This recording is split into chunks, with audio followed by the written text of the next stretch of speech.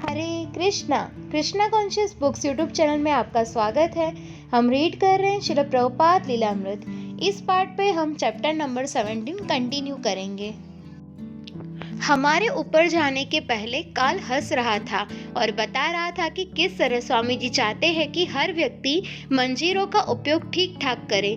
मैंने मंजीरा पहले कभी नहीं बजाया था, पर जब कार्यक्रम शुरू हुआ तब मैंने स्वामी जी का अनुसरण करने का प्रयत्न किया, जो उसे एक विशेष ढंग से बजा रहे थे। कीर्तन जोर पकड़ रहा था, मंजीरों की ध्वनि उत्कर्ष की ओर बढ़ रही थी कि इसी बीच कोई गलत ढंग से बजाता प्रतीत हुआ और स्वामी जी ने बहुत ही शांत भाव से उसकी ओर उंगली से संकेत किया। सभी उसकी ओर देखने लगे और हर चीज रुक गई। दूर से ही स्वामी जी ने उस व्यक्ति को सिखाया। उस व्यक्ति की समझ में सही ढंग आ गया और कीर्तन फिर आरंभ हो गया। कुछ मिनट बाद मंजीरों की ध्वनि और धूप की सुगंध। अब हम लोग बोवरी में नहीं थे, हम हरे कृष्ण कीर्तन करने लगे। कीर्तन करने का यह मेरा पहला अनुभव था। इसके पहले हमने कीर्तन कभी नहीं किया था। प्रोटेस्टेंट मत में ऐसा कुछ भी नहीं है जो इसे निकट भी पहुंचता हो सकता है कि हेल मेरी गीत गाने वाले कैथलिकों में ऐसा कुछ होता हो, किंतु वह भी बिल्कुल यह चीज नहीं हो सकता। कीर्तन करना बड़ा ही आनंददायक और मनोरंजक था और मैंने स्वामी जी को अत्यंत सम्मोहक पाया। पहले के अप टाउन की आवाज की तुलना में बोवरी की अटारी अधिक खुली थी, इसलिए उनकी एकांतता या गोपनीयता नहीं थी और यहाँ के कुछ अभ्यागत शंकालु और यहाँ तक कि विरोधी भाव वाले भी थे, किंतु प्रभुपाद को हर एक आत्मविश्वास पूर्ण और प्रफुल्लित मन पाता। ऐसा लगता कि उनकी योजनाएं सुदूरगामी है और उनमें उनके प्रति समर्पण का भाव था। वे जानते थे कि उन्हें क्या करना है और वे अकेले उसे करने में लगते थे।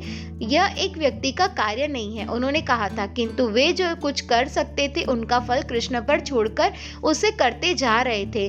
डेविड उनकी सहायता करने लगा था और उनके यहाँ और अधिक लोग आने लगे थे।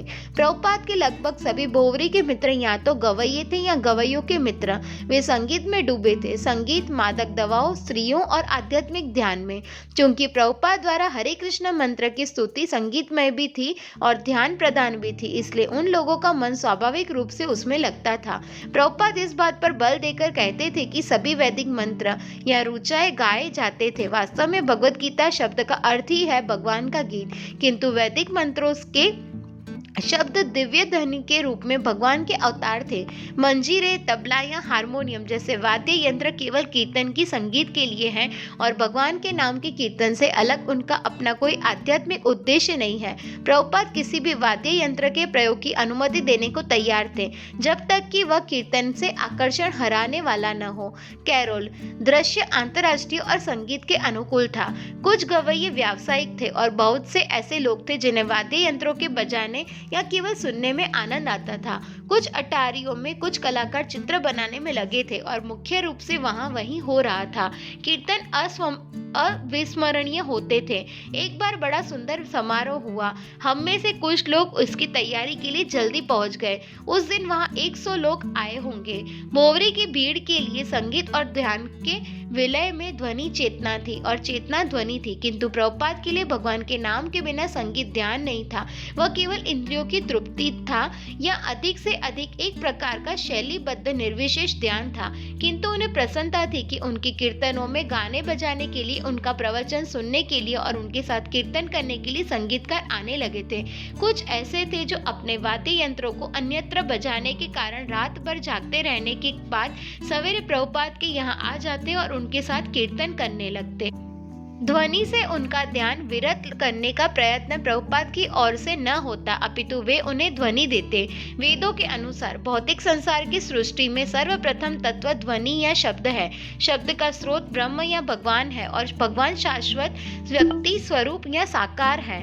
प्रभुपाद का बल इस बात पर था कि लोग भगवान के व्यक्तिगत दिव्य नाम का कीर्तन करें। जब वे हरे कृष्ण का कीर्तन करने लगते तो फिर उसमें कोई अंतर नहीं पड़ता कि वे जाज, लोक संगीत या राग संगीत समझते हैं अथवा भारतीय ध्यान। कैरोल जब स्वामी जी कीर्तन करने कराने लगते थे उस समय लोग उनसे काफी प्रभावित हो जाते थे।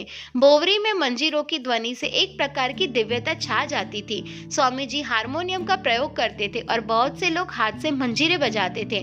कभी कभी स्वामी जी मृदंग बजाते थे। प्रारंभ में ही उन्होंने शब्द के महत्व और शब्द के माध्यम से भगवान के स्वरूप साक्षात्कार पर बल दिया था। मेरे अनुमान से इन संगीतकारों ने प्रभुपाद में जो आकर्षण पाया वह इसी बात में था कि उन्होंने दिव्यता और भगवान की प्राप्ति के साधन के रूप में शब्द पर बल दिया, किंतु प्रभुपाद गंभीर लक्ष्य के पीछे थे।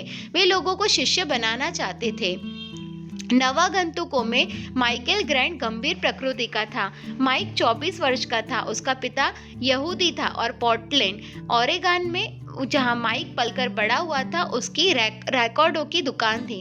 पोर्टलैंड के रीड कॉलेज में और सैन फ्रांसिस्को स्टेट में संगीत सीखने के बाद माइक, जो पियानो और कई अन्य वाद्य यंत्र बजाया करता था, अपनी मित्र लड़की के साथ संगीत को व्यवसाय के रूप में अपनाने की आशा लेकर न्यूयॉर्क नगर चला गया था। किंतु व्यावसायिक संगीत की संभावना के प्रति उसका मोह शीघ्र ही भंग हो गया। रात्रि क्लबों में वाद्य यंत्र बजाना और व्यावसायिक मांगों की पूर्ति के लिए दलाली करना ऐसे कार्य थे जो उसे विशेष अरुचिकर लगे। न्यूयॉर्क में वह संगीतज्ञों के संघ में सम्मिलित हो गया और संगीत के एक संयोजक तथा अनेक स्थानीय मंडलियों के एजेंट के रूप में कार्य करने लगा। माइक ग्रैंड स्ट्रीट में बोवरी की एक AIR अटारी में रहता था। यह एक बड़ी अटारी थी जहाँ संगीतज्ञ प्रायः खचाखच भरे अधिवेशनों के लिए एकत्र होते थे, किंतु माइक जो गंभीर राग रागनियों की रचनाओं की ओर मुड़ता था, उनका मन संगीत सभाओं के सामाजिक पक्ष से हटता गया। उनकी रुचि उन आध्यात्मिक, अर्ध आध्यात्मिक और रहस्यवादी पुस्तकों में केंद्रित होने लगी जिन्हें वह पढ़ता जा रहा था।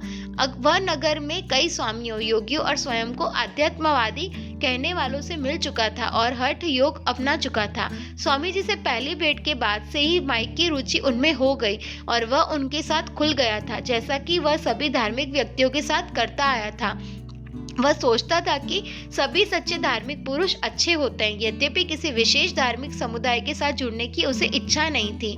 माइक, स्वामी जी कुछ जाने पहचाने से लगने लगे, क्योंकि मैंने इस तरह के और भी स्वामी जी को पहले देखा था। जिस तरह का पहनावा पहनते थे, जिस तरह वे दिखाई दे रहे थे, वयोवृद्ध और श्याम वर्ण के, वह सब मेरे लिए नया नहीं था, किंतु फिर भी उनमें कुछ नवीनता के तत्व भी थे। मैं बहुत जिज्ञासु था। जब मैं पहली बार अंदर गया उस समय मैंने उन्हें बोलते नहीं सुना। वे उस समय कीर्तन कर रहे थे, पर मैं तो केवल यह सुनने की प्रतीक्षा में था कि वे क्या कहने जा रहे हैं। मैंने लोगों को पहले भी कीर्तन करते सुना था। मैंने सोचा कि वे इस सुविधा रहित स्थान में क्यों रहते हैं। यदि जिस संदेश का वे प्रचार करना चाहते हैं वह उनकी व्यक्तिगत सुविधाओं से अधिक महत्वपूर्ण न हो। मैं समझता हूँ कि जिस चीज का मुझ पर सबसे अधिक प्रभाव हुआ वही था उनके चारों ओर व्याप्त वहाँ की विपन्नता। यह विचित्र बात थी, क्योंकि जिन स्थानों में मैं पहले जा चुका था उनमें इसका ठीक उल्टा था। वे सभी बड़े संपन्न थे। मैनहट्टन के ऊपरी भाग में एक वेदांत केंद्र था और इस तरह के और बहुत से स्थान थे। वे सब सौम्य वयोवृद्ध पुरुष से भरे रहते थे जो चमड़े की कुर्सियों पर बैठे तंबाकू के पाइप पीते रहते थे। वहाँ का माहौल इस ढंग का था, किंतु वहाँ तो गरीबी ही गरीबी थी। सारी स्थिति विचित्र थी। स्वामी जी बहुत ही सुसंस्कृत लगे। यह भी एक विचित्र बात थी कि वे वहाँ रहते थे। जब वे बोलने लगे तो मैं तुरंत जान गया कि वे विद्वान हैं और जो कुछ कहते हैं पूरी आस्था के साथ कहते हैं। उनके कुछ कथन बड़े साहसपूर्ण थे। वे भगवान के संबंध में बोल रहे थे और यह बिल्कुल नई बात थी। भगवान के विषय में किसी को बोलते हुए सुनना। मैं हमेशा किसी व्यक्ति को जिसका मैं सम्मान करता था ईश्वर के विषय में बोलते सुनना चाहता था। मैं सदा धार्मिक प्रवक्ताओं को सुनना चाहता था, किंतु मैं उनका मूल्यांकन बड़ी सावधानी से करता था। जब स्वामी जी बोलने लगे तो मैं सोचने लगा, अच्छा तो यहाँ ईश्वर के विषय में बोलने वाला एक ऐसा व्यक्ति है जो सचमुच ईश्वर का किंचित साक्षात्कार प्राप्त कर चुका हो। मैं जितने लोगों से मिल चुका था उनमें से वे पहले व्यक्ति थे जिसे भगवान का भक्त कहा जा सकता था और जो वास्तव में गहराई से भक्ति का अनुभव करता था। प्रभुपाद व्याख्या दे रहे हैं। श्री कृष्ण अर्जुन को शुद्ध चेतना से कर्म करने के स्तर पर रखने का केवल प्रयत्न कर रहे हैं। हम पिछले कई दिनों से इस बात पर विचार कर चुके हैं कि हम केवल जड़ शरीर नहीं है, वरन हम चेतन प्राणी हैं। किसी न किसी तरह हमारा संसर्ग जड़ पदार्थ से हो गया है, इसलिए हमारी स्वतंत्रता बाधित हो गई है। अब अपटाउन की तुलना में यहाँ उपस्थिति अच्छी थी, अटारी पर स्थान अधिक है। सच तो यह है कि इस समय जिस मंच पर प्रभुपाद बैठते हैं उसका ही क्षेत्रफल 72nd स्ट्रीट के उनके पूरे कार्यालय कक्ष से लगभग बराबर है। यह गंदी अंधेरी अटारी, जिसकी छत की कड़ियों पर भी पेंट नहीं हुआ है, मंदिर की अपेक्षा पुराना माल गोदाम अधिक लगती है। उनकी श्रोता मंडली के सदस्य, जिनमें संगीतकार अधिक है, स्वामी जी के कीर्तन की रहस्यमय ध्वनि पर ध्यान केंद्रित करने आए हैं।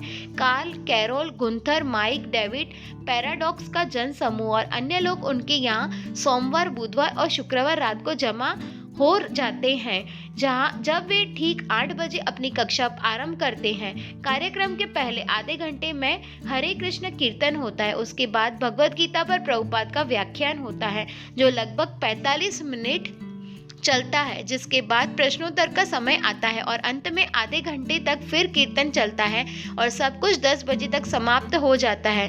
कीर्तन अभी समाप्त हुआ है और स्वामी जी बोल रहे हैं, चेतन प्राणी के रूप में हम कार्य करने में स्वतंत्र है, कोई भी वस्तु प्राप्त करने में स्वतंत्र है, विशुद्ध, प्रदूषण रहित, रोग नहीं, जन्म नहीं, मृत्यु नहीं, वृद्धावस्था नहीं। इसके अतिरिक्त हमारे आध्यात्मिक जीवन में अनेक क्षमताएं प्राप्त है। अब जब वे बोलते हैं तो वे विशुद्ध आध्यात्मिक रूप होते हैं। वैदिक शास्त्रों का कहना है कि साधु या संत दृश्य नहीं, श्रव्य होता है। यदि श्रोता मंडली के लोग स्वामी जी को जानना चाहते हैं तो उन्हें उनको सुनना पड़ेगा। अब वे केवल एक भारतीय आप्रवासी नहीं रह गए हैं, जो इन अटारी में विभाजक के उस ओर रहता है, सूखने के लिए अपने कपड़े तार पर फैला देता है और मुश्किल से खाने भर को पाता है। किंतु अब वे भगवान कृष्ण के देश कालातीय संदेशवाहक के रूप में बोल रहे हैं और गुरु शिष्य परंपरा की श्रृंखला में सैकड़ों आध्यात्मिक गुरु उनके माध्यम से बोल रहे हैं। वे न्यूयॉर्क से स्वेच्छाचारियों के बीच 1966 ईस्वी सन में यह कहते हुए आए कि 1966 ईस्वी सन अस्थायी और भ्रामक है और वे शाश्वत है और स्वेच्छाचारी भी शाश्वत है। कीर्तन का यही अर्थ है। अब वे उनका विश्लेषण दार्शनिक दृष्टि से कर रहे हैं, मानव चेतना में समग्र परिवर्तन का पक्ष लेते हुए। फिर भी वे जानते हैं कि लोग सब कुछ आत्मसात नहीं कर सकते, इसलिए वे अनुरोध करते हैं कि जो जितना कर सके उतना ही करें। आप जानकर प्रसन्न होंगे कि आत्म साक्षात्कार की यह प्रक्रिया एक बार आरंभ हो जाए तो इससे यह बात बिल्कुल निश्चित हो जाती है कि अगले जन्म में हम मानव रूप पाएंगे। कर्मयोग एक बार आरंभ हो जाए तो वह चलता जाएगा। यदि कोई अपना कर्म पूरा भी न कर पाए तो भी कोई चिंता करने की बात नहीं, इसमें कोई हानि नहीं। यदि कोई आत्म साक्षात्कार यह योग आरंभ करता है और दुर्भाग्य से उसे अच्छी तरह पूरा नहीं कर पाता, यदि वह मार्ग से विरत हो जाता है, तो भी उत्साहजनक बात यह है कि इससे उसकी कोई हानि नहीं है। उसको अगले जन्म में फिर अवसर मिलेगा और अगले जन्म का अर्थ सामान्य अगला जन्म नहीं है। और यदि कोई सफल हो जाता है तो उसका क्या कहना, सफल व्यक्ति भगवत धाम को प्राप्त होता है। इसलिए हम यह कक्षा चलाते हैं और यद्यपि आपके पास अनेक कार्य है, आप सप्ताह में 3 बार यहाँ आते हैं और समझने का प्रयत्न करते हैं, यह व्यर्थ नहीं जाएगा। आप यहाँ आना भी बंद कर दे तो भी इसका असर कभी नहीं जाएगा। मैं कहता हूँ यह असर कभी नहीं जाएगा। यदि आप कुछ प्रयोगात्मक कार्य करें तो वह बहुत ही अच्छा है, किंतु यदि आप कुछ प्रयोगात्मक कार्य नहीं भी करते और केवल श्रद्धा पूर्वक हमारी बातें सुनते हैं और भगवान की प्रकृति क्या है हम इसे समझते हैं, यदि आप केवल सुने और विचार मात्र ग्रहण करें तो आप इस भौतिक बंधन से मुक्त हो जाएंगे। स्वामी जी उस समुदाय को संबोधित कर रहे हैं जो हिप्पी जीवन में पूरी तरह डूबा है। वे जानते हैं कि वे नशीली दवाओं का उपयोग तुरंत बंद नहीं कर सकते और वहां वे अपनी प्रेमिकाओं के साथ बैठे हैं। उनकी जीवन पद्धति गाना बजाना, स्त्री रमण करना और कभी कभी ध्यान कर लेना और सदैव स्वतंत्र रहना। उनका व्याख्यान सुनने के बाद वे सारी रात वाद्य यंत्रों, स्त्रियों, नशीली दवाओं और अंतर्राष्ट्रीय स्वेच्छाचारियों के साथ बिता देंगे, तो भी वे किसी प्रकार स्वामी जी की ओर आकृष्ट हैं। स्वामी जी के पास कीर्तन की अच्छी लय है और वे उनकी सहायता करना चाहते हैं। उन्हें स्वामी जी की सहायता करने में प्रसन्नता है, क्योंकि स्वामी जी को किसी और का सहारा नहीं है। इसलिए प्रभुपाद उनसे कहते हैं, बहुत अच्छा, यदि आप थोड़ा भी कर सके तो इससे आपका भला होगा। हम सब विशुद्ध आध्यात्मिक आत्मा है, किंतु आप इसे भूल गए हैं। आप जन्म मरण के चक्र में फंस गए हैं और अपनी मौलिक चेतनाओं को जागृत करने के लिए आप जो कुछ भी कर सके उसमें आपका भला होगा। इसमें कोई हानि नहीं। स्वामी जी का मुख्य बल व्यष्टि चेतना का भगवत चेतना से सामंजस्य बैठाने पर है। कृष्ण परम चेतना है और व्यष्टि चेतना के प्रतिनिधि अर्जुन से कहा जाता है कि वे परम चेतना के सहयोग से बुद्धिमत्ता पूर्वक कर्म करें, तब वे जन्म, मृत्यु, वृद्धावस्था और रोग के बंधनों से मुक्त हो जाएंगे। अमेरिका में चेतना एक लोकप्रिय शब्द है। चेतना विस्तार, सार्वभौम चेतना, चेतना की परिवर्तित स्थितियां और अब व्यष्टि चेतना का भगवत चेतना से सामंजस्य स्थापित करना। प्रभुपाद समझाते हैं कि यह चेतना की पूर्णावस्था है। यह वह प्रेम है और शांति है जिसे प्रत्येक व्यक्ति वस्तु तो चाहता है। फिर भी प्रभुपाद युद्ध की शब्दावली में इसके विषय में चर्चा करते हैं। वे युद्ध भूमि में बात कर रहे हैं और अर्जुन कहता है, मैं युद्ध नहीं करूंगा। राज्य प्राप्त करने के लिए मैं अपने संबंधियों और बंधुओं के साथ युद्ध नहीं करूंगा। यदि नहीं, अब एक सामान्य व्यक्ति को लगेगा कि ओ, अर्जुन बहुत अच्छा आदमी है, अहिंसावादी, उसने अपने संबंधियों के लिए सब कुछ त्याग दिया है। ओ, ये कितना अच्छा आदमी है। ये सामान्य परख है। किंतु कृष्ण क्या कहते हैं? वे कहते हैं, तुम एकदम अज्ञानी हो। तनिक सोचिए, जिसे जन सामान्य बहुत अच्छा, बहुत बढ़िया कहते हैं, भगवान उसकी निंदा कर रहे हैं। इसलिए आपको देखना है कि परम चेतना अर्थात ईश्वर आपके कार्यों से प्रसन्न है अथवा नहीं। और अर्जुन के कार्य का अनुमोदन भगवान कृष्ण ने नहीं किया। केवल अपनी सनक या इंद्रियों की तुष्टि के लिए पहले अर्जुन लड़ने के लिए तैयार नहीं हुए, किंतु अंत में कृष्ण की तुष्टि के लिए उसने युद्ध किया। और हमारी पूर्णता यही है कि हम परम ईश्वर की तुष्टि के लिए कार्य करें। इस बिंदु पर श्रोता मंडली में कुछ का मन असहमति से भर गया। वे सभी वियतनाम में संयुक्त राज्य की भूमिका के विरोधी हैं और यह विचार उनके लिए बड़ा कठिन है। अर्जुन की भांति वे शांति चाहते हैं, तो स्वामी जी युद्ध का समर्थन क्यों कर रहे हैं? स्वामी जी समझाते हैं, हाँ, युद्ध न करने का अर्जुन का विचार अच्छा है, किंतु परम चेतन कृष्ण उन्हें युद्ध करने का आदेश देते हैं। अतएव अर्जुन का युद्ध करना सांसारिक नीति शास्त्र से ऊपर है। यह निरपेक्ष है। यदि हम अर्जुन का अनुगमन करें, अच्छे बुरे का विचार त्याग दें और कृष्ण के लिए कर्म करें, अपनी इंद्रियों की तुष्टि के लिए नहीं, तो वह बिल्कुल ठीक होगा, क्योंकि कृष्ण परम चेतना है। उनकी श्रोता मंडली में कुछ लोगों को यद्यपि स्वामी जी का उत्तर दार्शनिक दृष्टि से बिल्कुल उचित प्रतीत होता है, किंतु जो कुछ वे सुनना चाहते हैं वह नहीं लगा। फिर भी वे उनका राजनीतिक दृष्टिकोण जानना चाहते हैं। क्या ये वे वियतनाम युद्ध में अमेरिका के सम्मिलित होने का समर्थन करते हैं? क्या वे युद्ध विरोधी है? किंतु प्रभुपाद न तो युद्ध समर्थन में है, न युद्ध विरोधी। कृष्ण और अर्जुन का यह उदाहरण लेने में उनका कोई राजनीतिक उद्देश्य नहीं है। उनका विषय सरल और विशुद्ध है। सत और असत से ऊपर परमेश्वर है और उन परमेश्वर की इच्छा के अनुकूल कार्य करना भी सत और असत से ऊपर है। किंतु वियतनाम के विषय में उनका क्या कहना है? क्या कृष्ण कहते हैं कि वहां युद्ध करो? नहीं, स्वामी जी उत्तर देते हैं, वियतनाम का युद्ध कुरुक्षेत्र के युद्ध से भिन्न है। कुरुक्षेत्र के युद्ध में कृष्ण स्वयं उपस्थित रहकर अर्जुन से युद्ध करने को कहते हैं। वियतनाम की स्थिति भिन्न है, किंतु उनकी श्रोता मंडली को फिर भी एक अन्य आपत्ति है। यदि वे वियतनाम युद्ध को संबोधित नहीं कर रहे हैं तो क्यों नहीं? आखिरकार ये 1966 ईस्वी सन है। यदि वे युद्ध के विषय में बात नहीं कर रहे हैं तो उनकी प्रासंगिकता क्या है? स्वामी जी उत्तर देते हैं कि उनका संदेश सचमुच अत्यंत आवश्यक और प्रासंगिक है। वियतनाम का युद्ध एक अनिवार्य कर्मफल है। यह केवल एक लक्षण है, पूरी समस्या नहीं। और केवल इसी दर्शन से वास्तविक समस्या का समाधान हो सकता है कि परम चेतना परमात्मा को सब कुछ समर्पित स्थापित करो। किंतु बहुतों के लिए युद्ध का संदर्भ भावना से इतना भरपूर है कि वे वियतनाम की तात्कालिक राजनीति से ऊपर उठकर प्रभुपाद के वास्तविक संदेश परमात्मा के प्रति समर्पण तक नहीं पहुंच सकते। वे स्वामी जी का आदर करते हैं, वे अनुभव करते हैं कि स्वामी जी एक गहनतर दर्शन का निर्देश कर रहे हैं, फिर भी अर्जुन और युद्ध की कथा समस्या को कठिन बना देती है। तथापि स्वामी जी भगवद गीता की आधारभूत शिक्षा के उत्कृष्ट उदाहरण के रूप में अर्जुन के युद्ध का निर्देश करते रहते हैं। आधारभूत शिक्षा के संबंध में उनकी श्रोता मंडली को कोई कठिनाई नहीं है। कठिनाई उदाहरण के कारण है। प्रभुपाद ने जानबूझकर अपनी श्रोता मंडली के सम्मुख एक अस्थायी अनुरूपता प्रस्तुत की है। वे उनके शांति आंदोलन में सम्मिलित होने नहीं आए हैं और उनकी दूरदर्शिता पूर्ण शांति की धारणा को स्वीकार नहीं करते। वे उनका सामना करते हुए कहते हैं, कृष्ण चेतना से युक्त होकर युद्ध करना ईश्वर की अनुभूति से वंचित तथा कथित शांति में जीने की अपेक्षा अच्छा है। हाँ, इस उदाहरण को स्वीकार करना इसलिए कठिन होता है, इससे उसका मन गतिशील होता है। यदि उनकी श्रोता मंडली इसे स्वीकार कर लेती है तो वह परम ईश्वर को समझने के निकट पहुंच सकती है। क्या अपनी चेतना का परम चेतना के साथ सामंजस्य स्थापित करना अत्यंत कठिन है? बिल्कुल नहीं, बिल्कुल नहीं। कोई समझदार व्यक्ति नहीं कहेगा, ओ ये संभव नहीं है। उनका सुझाव यह है कि परम चेतना से समन्वित होने के लिए उनके श्रोताओं को वियतनाम के युद्ध में युद्ध करने जाना होगा या परमात्मा के नाम पर उस तरह का कोई अन्य भयंकर कृत्य करना होगा।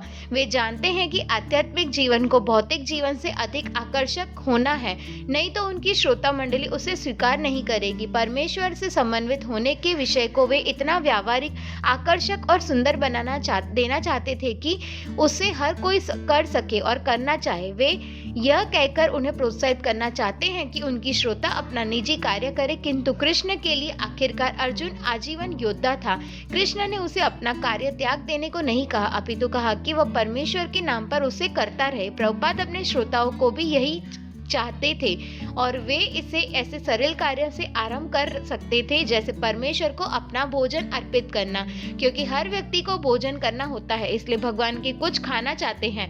आप अपना भोजन पहले भगवान को क्यों नहीं अर्पित करते, उसके बाद आप खाइए। किंतु आप कह रह सकते हैं कि यदि भगवान खा जाएंगे तो मैं कैसे खाऊंगा? नहीं नहीं, भगवान ऐसे लेंगे नहीं। प्रतिदिन अपना भोजन बनाने के बाद हम उसे कृष्ण को अर्पित करते हैं। इसका एक साक्षी है, श्रीमान डेविड ने इसे देखा। प्रभुपाद हंसते हैं। भगवान खाते हैं, किंतु उनका आध्यात्मिक भोजन ग्रहण करना ऐसा है कि उनके भोजन करने के बाद भी संपूर्ण भोजन बचा रहता है, इसलिए हमारी रंज मात्र भी हानि नहीं होती। यदि हम अपनी इच्छाओं को परमात्मा के सम्मिलित कर लेते हैं, हमें केवल यह कला सीखनी है कि सामंजस्य कैसे किया जाता है। हर कोई चीज बदलनी नहीं होती है। एक योद्धा बदलकर कलाकार या संगीतज्ञ नहीं हो जाता। यदि आप योद्धा है तो योद्धा ही रहे, यदि आप संगीतज्ञ है तो संगीतज्ञ ही रहे, यदि आप डॉक्टर है तो डॉक्टर ही बने रहे। आप जो भी है वही रहे, किंतु सामंजस्य कीजिए। यदि मेरे भोजन करने के से भगवान संतुष्ट है तो यह मेरी पूर्णता है। यदि मेरे युद्ध करने से भगवान संतुष्ट है तो यह मेरी पूर्णता है। इसलिए जीवन के प्रत्येक क्षेत्र में हमें देखना है कि भगवान संतुष्ट होते हैं या नहीं। यह तरकीब हमें जाननी है, तब हर चीज बहुत सरल हो जाएगी। हमें अपनी योजनाएं बनाना या विचार निर्मित करना बंद कर देना होगा और भगवान की सर्वथा पूर्ण योजनाओं को स्वीकार करके उन्हें कार्यान्वित करना होगा। उसी में हमारा जीवन की पूर्णता निहित है। और महाप्रभु चैतन्य ने चेतना के मंच पर कार्य करना बहुत सरल बना दिया है। जैसे कुछ संक्षिप्त नोट कर लिखने वाले स्कूली किताबों के स्थान पर सरल अध्ययन लिखते हैं, उसी तरह चैतन्य महाप्रभु ने संस्तुति की है कि आप जो भी व्यवसाय करना चाहे उसे करें, किंतु कृष्ण के विषय में केवल सुनते रहे, भगवद गीता सुनते रहे और हरे कृष्ण कीर्तन करते रहे। केवल इसी उद्देश्य से हम यह संगठन बनाना चाहते हैं। अच्छा है, आप आए हैं और आप जो भी कार्य करते हो उससे कोई फर्क नहीं पड़ता। धीरे धीरे सब कुछ समझित हो जाएगा, क्योंकि केवल कृष्ण के नाम को श्रवण से हमारा चित्त परिकृष्ट हो जाएगा। यदि आप कृष्ण के नाम कीर्तन का यह क्रम जारी रखते हैं तो आप वास्तव में देखेंगे कि आपका हृदय कितना परिकृष्ट हो जाता है और विशुद्ध चेतना की अनुभूति स्वरूप आत्म साक्षात्कार की दिशा में आप किस प्रकार आगे बढ़ते जाते हैं। प्रभुपाद परम चेतना भगवान के नाम पर बोल रहे हैं और वे अपने नित्य के कार्यकलापों को भगवान के सामंजस्य के उदाहरण से रूप में प्रस्तुत कर रहे हैं। मैं यहाँ सब कुछ करता रहता हूँ, पढ़ता रहता हूँ या लिखता रहता हूँ। कुछ न कुछ करता रहता हूँ 24 घंटे। केवल जब मुझे भूख लगती है तब मैं कुछ खाता हूँ और केवल जब मुझे नींद आती है तब मैं सोता हूँ, अन्यथा मुझे थकान अनुभव नहीं होती। आप श्रीमान डेविड से पूछ सकते हैं कि यह बात सच है या नहीं। निसंदेह स्वामी जी के नित्य के कार्यकलापों के लिए डेविड एलन ने प्रमाण पत्र की आवश्यकता नहीं है और उनके नियमित अभ्यागतों में से कोई भी देख सकता है कि वे सचमुच दिव्य है। उनका निजी जीवन परम चेतन परमात्मा के सामंजस्य से स्थापित करने का सबसे बड़ा उदाहरण है। प्रभुपाद ने परमात्मा से सदैव सामंजस्य बनाए रखा है। वृंदावन भी उनका पूरा सामंजस्य था और अमेरिका जाने और बोवरी में टिकने के पीछे उनका कोई निजी स्वार्थ, आवश्यकता या उद्देश्य नहीं था। वे बोवरी में दूसरों के हित के लिए आए और आज रात वे तो भाषण दे रहे हैं, वह भी दूसरों के हित के लिए। उनके गुरु महाराज और भगवान कृष्ण चाहते हैं कि बहुत देर होने के पहले ही बद्ध जीवात्मा माया की पाश से मुक्त हो जाए। वे कभी कभी उच्च स्वर में बोलते हैं, कभी कभी तर्क प्रस्तुत करते हैं, कभी हंसते हैं। इस तरह वे उत्साह पूर्वक तब तक बोलते रहते हैं जब तक वे थक नहीं जाते। अपने श्रोताओं को वे उतना ही देते हैं जितना वे समझते हैं कि श्रोता ग्रहण कर सकते हैं। कृष्ण और अपनी गुरु शिष्य परंपरा के संदेशवाहक के रूप में वे निर्भय होकर उच्च स्वर में कह सकते हैं कि प्रत्येक व्यक्ति को परमात्मा के सामंजस्य करना चाहिए। वे इच्छा अनुसार तब तक उनके श्रोता सुनना चाहे उनकी सशक्त वाणी में बोल सकते हैं। वे साधु है। संस्कृत शब्द साधु का अर्थ है संत है या वह जो काटता है, और वे उसी संदेश को बार बार दोहराते हैं जिसे वह हजारों वर्षों से मूल वैदिक संस्कृति के साधु कहते आ रहे हैं। वे अज्ञात और माया की ग्रंथियों को काटने के लिए वैदिक ज्ञान के शाश्वत भाव को पुनर्जीवित कर सकते हैं। अतः हर वस्तु माया है, ब्रह्म है हमारे जीवन के आरंभ से, और वह माया इतनी प्रबल है कि उससे बच निकलना बहुत कठिन है। सब कुछ माया है। जन्म माया है, शरीर माया है, शारीरिक संबंध और देश माया है, पिता माया है, माता माया है, पत्नी माया है, बच्चे माया है, हर वस्तु माया है और हम सब माया को पकड़ रहे हैं यह सोचते हुए कि हम बहुत विद्वान और उन्नत हैं। हम कितनी वस्तुओं की कल्पना करने में लगते हैं, किंतु ज्यों ही मृत्यु आती है, जो वास्तविकता है, त्यों ही हम हर चीज को भूल जाते हैं। हम अपना देश भूल जाते हैं, संबंधियों को भूल जाते हैं, हम अपनी पत्नी को, बच्चों को, पिता को, माता को भूल जाते हैं। प्रत्येक वस्तु समाप्त हो। Mike Grant. मैं बाद में उनके पास गया। मेरे मन में वही भाव थे जो उस समय हुआ करते थे जब संगीत समारोह में मैं महान संगीतकारों को सुनने जाया करता था। मेरी अभिरुचि इस बात में हमेशा से रही है कि समारोह के बाद मैं संगीतज्ञों और गवैयों से मिलूं और जानूं कि वे किस तरह के लोग हैं। स्वामी जी के बोलने के बाद भी मेरे मन में वैसा ही भाव उठा, इसलिए मैं उनके पास गया और बातें करने लगा। पर यहाँ मेरा अनुभव दूसरों से इस बात में भिन्न था कि स्वामी जी किसी जल्दी में नहीं थे। वे मेरे साथ बात कर सकते थे, जबकि दूसरों के साथ केवल इतना ही हो पाता था कि उनके कुछ शब्द सुन जाते थे। उन लोगों की रुचि अन्य चीजों में दिखाई देती थी, पर स्वामी जी ऐसे व्यक्ति थे जो अपनी अभिरुचि मुझ में व्यक्ति के रूप में दिखा रहे थे और मैं उनसे इतना अभिभूत हो गया कि जल्दी जल्दी में कह देने के कारण मुझे बात नहीं सूझती थी। मैं आश्चर्यचकित था। हमारी भेंट इसलिए समाप्त हो गई कि मेरे पास और कुछ कहने को शेष नहीं रह गया था। यह अनुभव मेरे अन्य बहुत से उन अनुभवों के ठीक विपरीत था, जिसमें यह होता था कि कलाकार या वक्ता कुछ और करने की जल्दी में भाग लेते। यहाँ तो स्वयं मैं बात जारी नहीं रख सका। प्रभुपाद टहलना पसंद करते थे। 94 बोवरी की अपनी ड्योडी से सीधे सड़क के पार वे फुलटन होटल देख सकते थे, जो एक 5 मंजिला रास्ता मकान था। उनके चारों ओर निचले मैनहट्टन के अन्य घर थे, जिनके किराएदार सवेरे से लेकर शाम तक फुटपाथों पर चक्कर लगाया करते थे। कभी कभी कबूतरों के झुंड एक मकान की छत से फड़फड़ाकर उड़ते और किसी दूसरे मकान की छत पर या सड़क में चार्ज उड़ बैठते। यातायात बहुत अधिक था। बोवरी उस मार्ग पर स्थित था जिसमें ट्रक ब्रुकलिन और मैनहट्टन पुलों को पार कर ब्रुकलिन को आया जाया करते थे। बोवरी की पहाड़ी उत्तर की ओर क्रमशः ढालू होती गई है और प्रभुपाद 4 स्ट्रीट तक साइन बोर्डों, मैनहट्टन के कुछ क्षीण वृक्षों, सड़क की बत्तियों और यातायात के संकेतों को देख सकते थे। वे कान एडिसन को उसके विशिष्ट क्लॉक टावर समेत तथा बादल न होने पर 34 स्ट्रीट पर स्थित एम्पायर स्टेट बिल्डिंग की शिखर को भी देख सकते थे।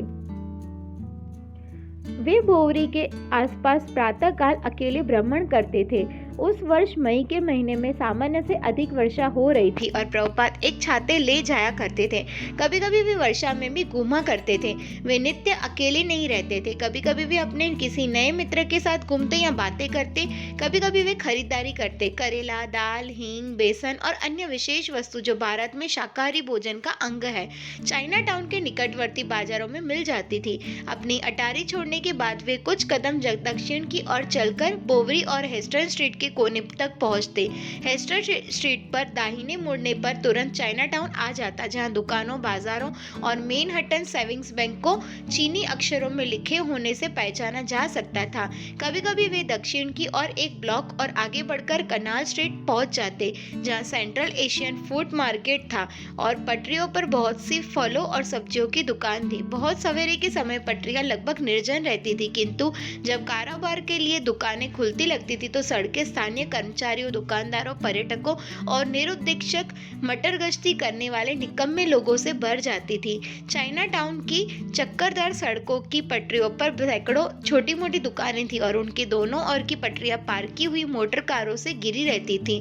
हेस्टर स्ट्रीट पर घूमते हुए प्रभुपाद कभी लिटिल इटली पहुंच जाते, जो मलबरी स्ट्रीट से में चाइना टाउन से मिल जाता था। पड़ोस में ही उम्बर्टो के क्लाम हाउस और पुंगलिया की कॉफी का विज्ञापन करने वाले पुंगलिया उपहार गृह के साथ साथ चाइनीज पोर्क प्रोडक्ट्स तथा मी जंग मी सुपरमार्केट जैसी दुकानें थी।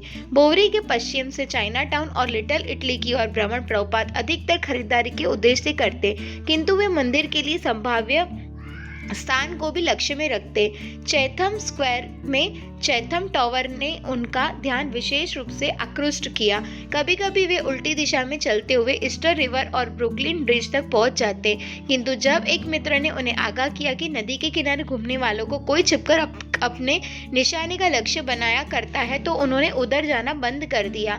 प्रभुपाद जहाँ रहते और टहलते थे वहाँ का पड़ोस बहुत खराब था, किंतु इसके बावजूद भी वे शायद ही कभी विचलित हुए। प्रायः वे देखते कि बोवरी के अनेक आवारे उनके दरवाजे पर सोते या अचेत पड़े रहते और उन्हें फांद कर निकलना पड़ता। कभी कभी कोई शराबी अपने आप को न संभाल सकने के कारण उनसे जा टकराता। कभी कभी कोई बेसाह न समझ आने वाला कुछ शब्द गुनगुनाता या उन पर हंस देता। उनमें जो कुछ गंभीर होते वे खड़े हो जाते और विनम्रता पूर्वक उनकी ओर इशारा करते और 94 बोवरी के द्वार के अंदर या बाहर उन्हें निकाल जाने देते। स्वामी जी को रास्ता मिल जाता और वे उनके शिष्टाचार को स्वीकार करते हुए उनके बीच से निकल जाते। बोवरी के जो लोग उनको घूमते हुए देखा करते थे, निसंदेह उसमें से थोड़े ही ऐसे थे जो इस छोटे कद के केसरिया वस्त्र पहने हुए, हाथ में छाता तथा सौदे के लिए एक गेरुआ थैला लिए हुए वृद्ध भारतीय साधु के विषय में कुछ अधिक जानते रहे हो। कभी कभी तो सड़क पर उनके नए मित्रों में से कोई मिल जाता। माइकल ग्रैंड की लड़की मित्र जान से बाहर घूमते समय उनकी भेंट कई बार हुई। जान, मैं उन्हें सड़क पर टहलते हुए तरह तरह के लोगों की भीड़ में देखा करती। उनके पास छाता हमेशा रहता और उनके चेहरे की मुद्रा सदैव सौम्य दिखाई देती। वे तीसरे पहर भ्रमण के लिए निकलते। कभी कभी वे शराबियों को लांघकर आगे निकलते और जब मैं मार्ग की पटरी पर उनसे मिलती तो हमेशा घबरा जाती। वे कहते, क्या तुम जब करती हो? और मैं उत्तर देती, कभी कभी। और तब वे कहते, यह बहुत अच्छी लड़की है। पालती मारकर बैठे हुए, तरह तरह के पौधों के गमलों से सजे मेज के दराज की पीठ टिकाए, शरीर के चारों ओर सफेद ढीली चौड़ी चादर लपेटे प्रभुपाद बहुत ही संजीदा, करीब करीब विषाद मग्न दिखाई देते थे। उनके ऐसे चित्र के साथ एक लेख विलेज वायस के जून के अंक में छपा। लेख में लिखा था, रहस्यवादी पश्चिम तथा व्यावहारिक पूर्व का मिलन। एसी भक्ति वेदांत स्वामी उनके अमेरिकी शिष्यों के बीच विचित्र विरोधाभास प्रत्येक तुलना में से सजीव हो उठता है। स्वामी जी 70 वर्षीय सुसंस्कृत और सुशिक्षित व्यक्ति है और वे 1 वर्ष से शांति, सद्भाव, ईश्वर की निकटता संबंधी अपने संदेश का प्रचार करने तथा व्यावहारिक शब्दों में कहे तो अमेरिका में अपने मंदिर की स्थापना के लिए धन संग्रह करने आए हैं। अपने उपदेशों की भांति ही स्वामी जी समझदार और स्पष्ट है। उनका मुख्य उपदेश यह है कि ईश्वर के पवित्र नाम का जप करके मानव भगवान के अधिक निकट पहुंच सकता है। स्वामी जी एक यथार्थवादी व्यक्ति है, बावजूद इसके कि वे अमेरिका में ईश्वर विहीन भौतिकता का मूल खोजने आए हैं, जिसे वे एक ऐसा रोग कहते हैं जिसने भारत को पहले से आच्छादित कर रखा है। स्वामी जी का कहना है, यदि पृथ्वी पर कोई धन संपन्न देश है जहां मंदिर बनाया जा सकता है तो वह यही है। स्वामी जी अमेरिका में कृष्ण भावनामृत का एक अंतर्राष्ट्रीय संघ स्थापित करना चाहते हैं। यह संघ सबके लिए खुला होगा, स्त्रियों के लिए भी। यह लेख होवर्ड स्मिथ ने लिखा था। उसे स्वामी जी के विषय में यह जानकारी पहल एक परिचित व्यक्ति ने फोन पर मिली थी। उसने उसे बताया कि भारत से एक रुचिकर धार्मिक व्यक्ति आए हैं जो बोवरी की एक अटारी में रह रहे हैं। होवर्ड के परिचित ने कहा था कि तुम कभी भी वहां जा सकते हो, वे हमेशा वही रहते हैं। मेरे विचार से वे तुम्हें सम्मोहक लगेंगे। मेरा विश्वास है कि वे शीघ्र ही एक महान धार्मिक आंदोलन आरंभ करने वाले हैं। Hovered Smith. अतः मैं वहां गया और सीढ़ियां चढ़कर ऊपर उस अत्यंत भीरू कलाकारों की अटारी में प्रविष्ट हुआ। वहां सर्वत्र कालीन बिछे थे जो पुराने और फटे हुए थे और बहुत सारे लोग तरह तरह की हिप्पी वेशभूषा में बैठे थे। साथ ही उनके पहनावे में कुछ ऐसा भी था जिसे मैं समझता हूँ वे भारतीय वेशभूषा मानते होंगे। कमरे में लोग इधर उधर अकेले दीवार की ओर मुंह किए बैठे थे, मानो उनका आपस में एक दूसरे से कोई संबंध न हो। वे पालथी मारकर बैठे थे और प्रत्येक व्यक्ति दूसरे से कुछ भिन्न कार्य करता प्रतीत हो रहा था। जब मैं अंदर प्रविष्ट हुआ तो किसी ने मुझ पर कोई ध्यान नहीं दिया।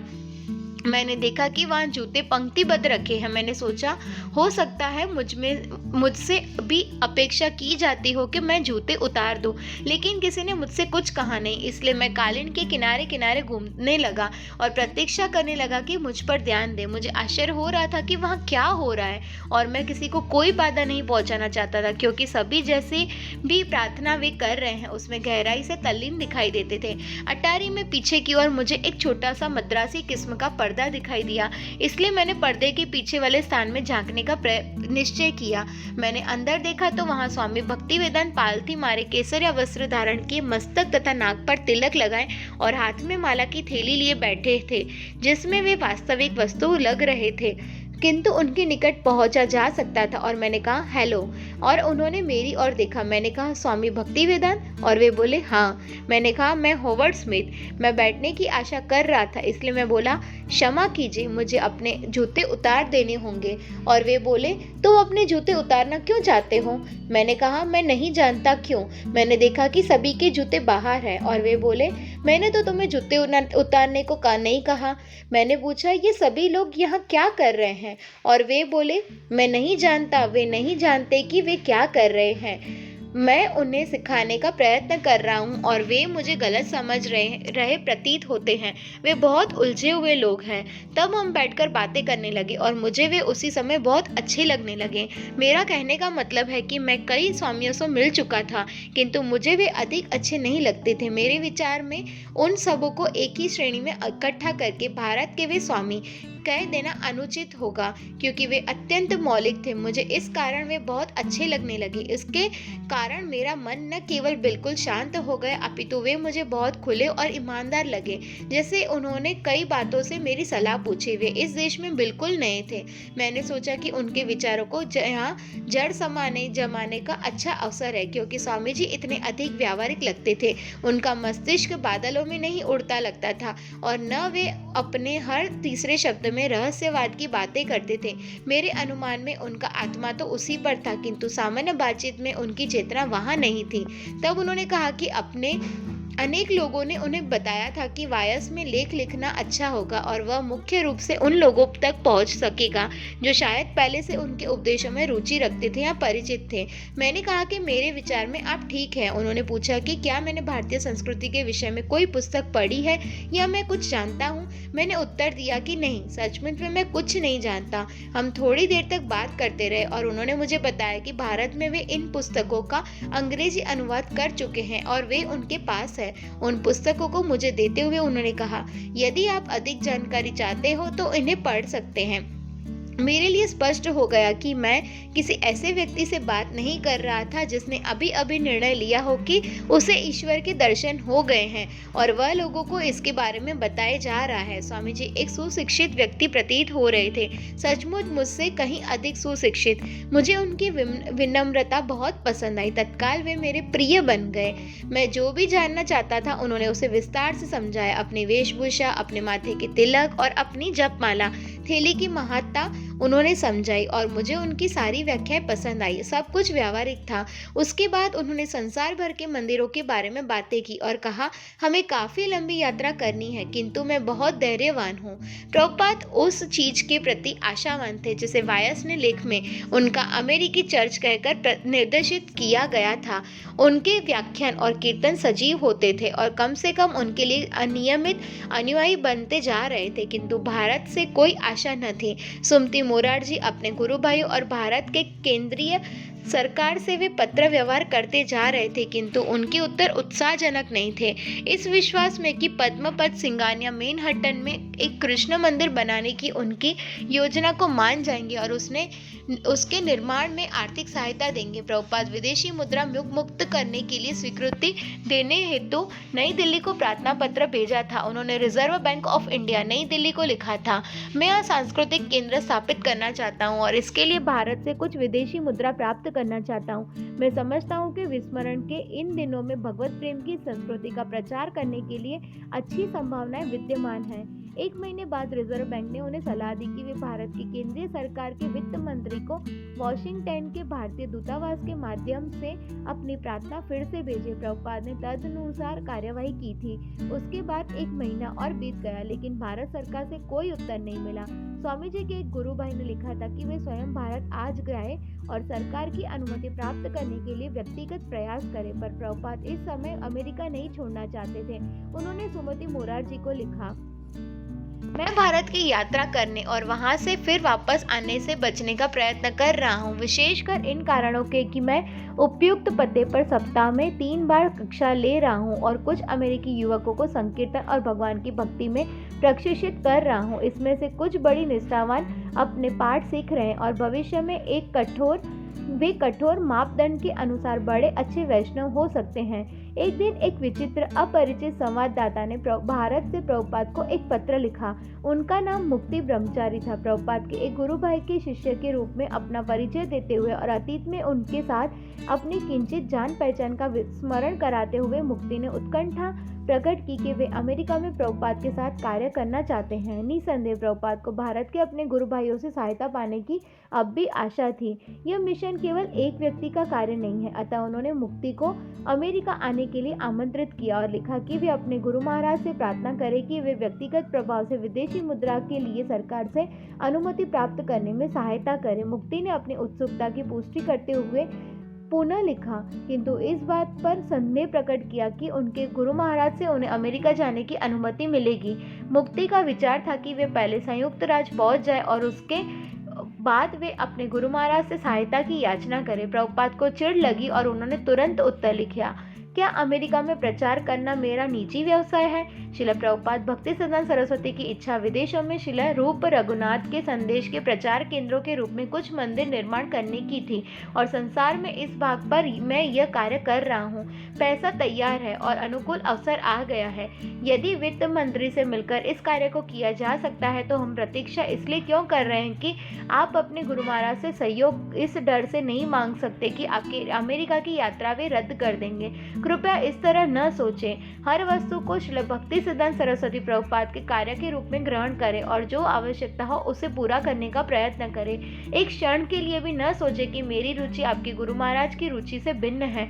हम श्रील प्रभुपाद की इच्छा को अपनी निजी योग्यता अनुसार संपन्न कर रहे हैं। सम्मिलित प्रयास और भी अच्छा हो सकता है।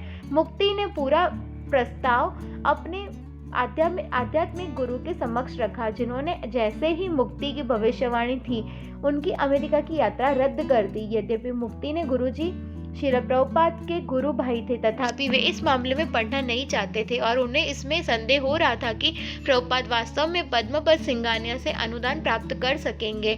और अब मुक्ति ब्रह्मचारी को भी संदेह हो लगा था। उसने लिख भेजा, यदि आपका कार्यक्रम सच्चा नहीं है तो किसी महान व्यक्ति तक पहुंच सकना निसंदेह हास्यास्पद होगा। जिस दिन प्रभुपाद को यह हास्यास्पद पत्र मिला, उसी दिन उन्होंने भारत सरकार से असहयोग का अंतिम उत्तर भी प्राप्त किया।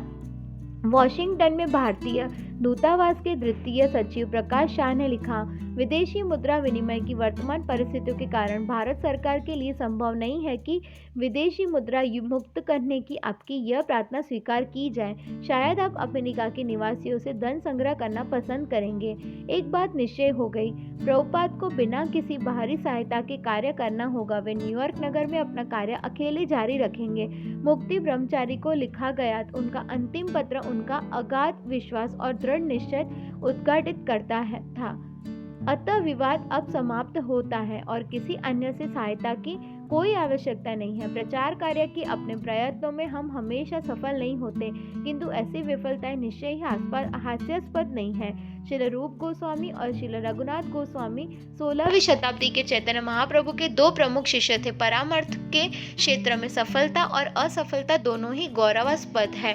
प्रभु नित्यानंद ने भी जगाई और मदाई को ईश्वरोन्मुख बनाने के अपने पहले प्रयास में विफलता का प्रदर्शित किया था। इस प्रयास में उन्हें निजी रूप में आघात पहुंचा था, किंतु यह प्रयास निश्चय ही हास्यास्पद नहीं था, वरन सब कुछ दिव्य था और अभी संबंधित लोगों के लिए वह गौरवास्पद था। यदि अमेरिका में कृष्ण चेतना को कभी भी अपनी जड़ जमानी हो तो यह कार्य भारत सरकार या भारतीय वित्तदाताओं की सहायता के बिना ही होना होगा। एक भारतीय ब्रह्मचारी भी अपनी सहायता के लिए नहीं आएगा। प्रभुपाद के समक्ष कृष्ण अपनी योजना का उद्घाटन भिन्न रूप से कर रहे थे। सिंघानिया की अनुदान स्वीकृति समाप्त हो जाने पर और उसे पीछे छोड़कर प्रभुपाद अपनी संपूर्ण शक्ति अपनी बोवरी की अटारी पर आने वाले नव युवकों और नव युवतियों की ओर मोड़ देने को तत्पर हो गए। उन्होंने सुमति मोरारजी को लिखा, अब मैं स्थानीय मित्रों और प्रशंसकों का अंतर्राष्ट्रीय कृष्ण भावनामृत संघ बनाने का प्रयास कर रहा हूँ। अपने समस्त मित्रों और प्रशंसकों में से प्रभुपाद अपने कक्ष सहवासी डेविड एलन पर सर्वाधिक व्यक्तिगत ध्यान देने लगे। प्रशिक्षण में भी वे उसे सर्वप्रथम रखने लगे। उन्हें लगता कि वे डेविड को अमेरिका का प्रथम वास्तविक वैष्णव बनाने का विशेष अवसर प्रदान कर रहे हैं। प्रभुपाद को अंततः भारत लौटना था और वे डेविड को वृंदावन ले जाना चाहते थे। वे उसे मंदिर पूजा दिखाना और पश्चिम में भावी प्रचार कार्य के लिए प्रशिक्षित करना चाहते थे। उन्होंने सुमति मोरारजी से डेविड के लिए और स्वयं अपने लिए निःशुल्क समुद्री यात्रा की व्यवस्था करने को लिखा प्रार्थना की। उन्होंने लिखा, आपको इस अमेरिकी बालक से मिलकर प्रसन्नता होगी। वह एक अच्छे परिवार का है और संस्कृति की इस दिशा में सच्चा जीव है। जो कक्षा में यहाँ चला रहा हूँ उसमें अन्य भी हैं, किंतु मैं उनमें से केवल एक को अपने साथ लाना चाहता हूँ। प्रभुपाद ने एक दिन अपने संध्याकालीन व्याख्यान में कहा, मुझे यह कहते हुए प्रसन्नता है कि हमारे श्रीमान डेविड कभी कभी कहते हैं कि स्वामी जी, मैं अविलंब अपने आध्यात्मिक जीवन को समृद्ध बनाना चाहता हूँ। डेविड की आतुरता का अनुकरण करते हुए प्रभुपाद हंस पड़े। मैं उससे कहता हूँ, धैर्य धारण करो, समय आने पर सब कुछ हो जाएगा। जब तुम्हारी ऐसी इच्छा है तो ईश्वर तुम्हारी सहायता करेंगे। वे तुम्हारे भीतर है, वे केवल यह देखना चाहते हैं कि तुम कितने खरे हो। फिर वे तुमको अपने आध्यात्मिक जीवन को समृद्ध बनाने के सारे अवसर प्रदान करेंगे। पहले तो डेविड और स्वामी जी उस बड़े हाल में एक साथ शांतिपूर्वक रहते रहे। स्वामी जी विभाजक की अपने और ध्यान मग्न होकर काम करते रहे और डेविड पूरे खुले स्थान में रहता, किंतु उसने मारिजुआना, LSD और एम्फेटामिन का सेवन जारी रखा और स्वामी जी के पास इसे सहते रहने की अतिरिक्त कोई चारा न था।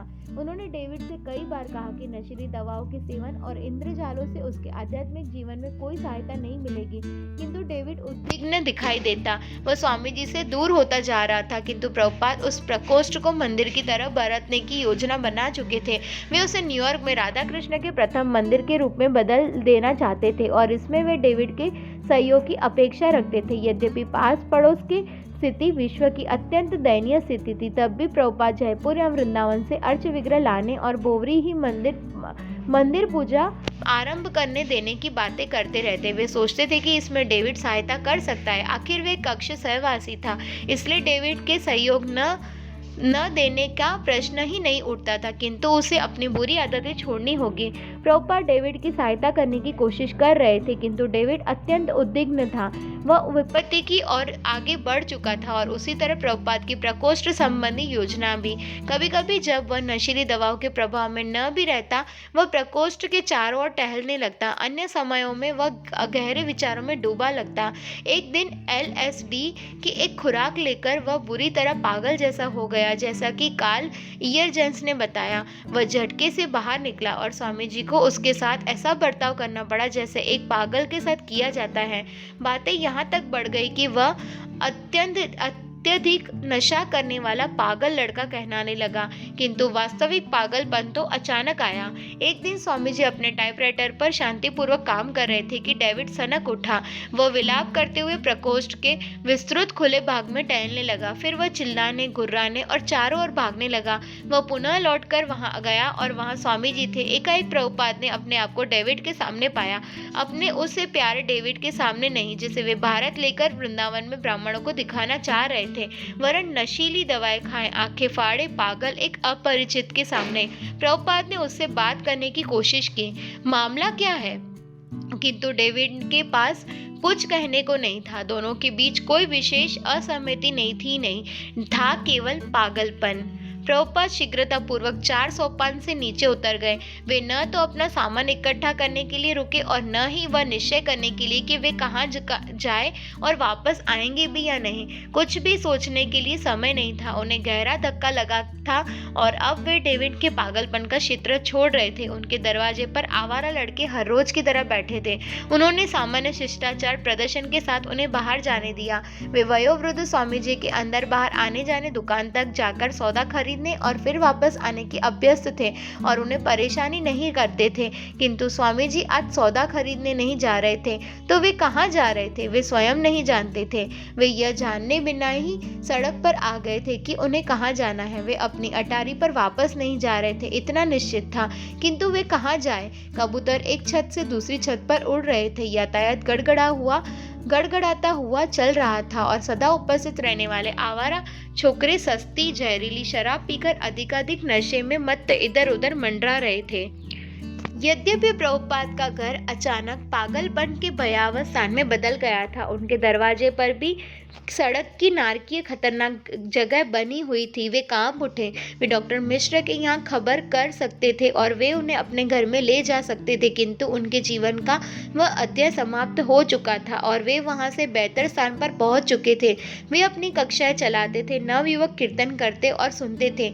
क्या वह सब समाप्त हो गया था? अमेरिका में 9 महीने रहने के बाद अंत में उनके प्रचार और कीर्तन की अच्छी प्रतिक्रिया हुई थी। अब वे उनका त्याग नहीं कर सकते थे। वे ऐसी भक्ति वेदांत स्वामी महाराज, जिन्हें वृंदावन में प्रत्येक व्यक्ति विख्यात विद्वान और भक्त मानता था और आदर की दृष्टि से देखता था, और जिन्हें भारत के उपराष्ट्रपति तथा अन्य सम्मानीय व्यक्तियों से जब चाहे मिलने का खुला निमंत्रण था, अब ऐसी विषम परिस्थिति का सामना कर रहे थे कि संयुक्त राज्य में उनका एक भी प्रतिष्ठित मित्र नहीं था।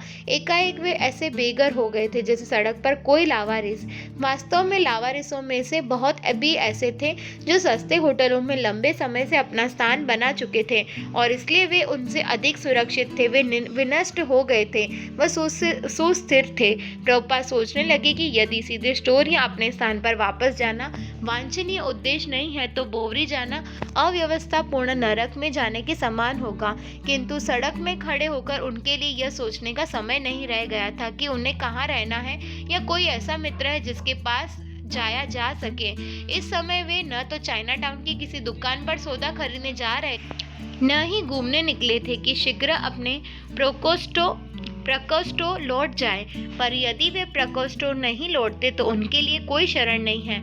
अमेरिका में ऐसे सनकी लोगों के बीच प्रचार कर पाना कितना कठिन हो रहा था। जिस दिन वे बोस्टन बंदरगाह में पहुंचे थे, उसी दिन एक पूर्वदृष्टा कवि के रूप में उन्होंने एक कविता में लिखा था, मेरे प्रिय प्रभु, मैं नहीं जानता कि आप मुझे यहाँ क्यों लाए हैं। अब आप मेरे साथ जो चाहे वह कर सकते हैं, किंतु मेरा अनुमान है कि आपका यहाँ कोई काम है, अन्यथा आप मुझे इस भयानक स्थान में क्यों लाते। उनकी निर्धारित कक्षाओं का क्या होगा? डेविड के विषय में क्या करें? क्या वे वापस जाएं और उस बालक से बात करने का प्रयत्न करें? डेविड का यह पहला हिंसात्मक दौरा था, किंतु इसके पहले भी उत्तेजनापूर्ण अवसर आ चुके थे।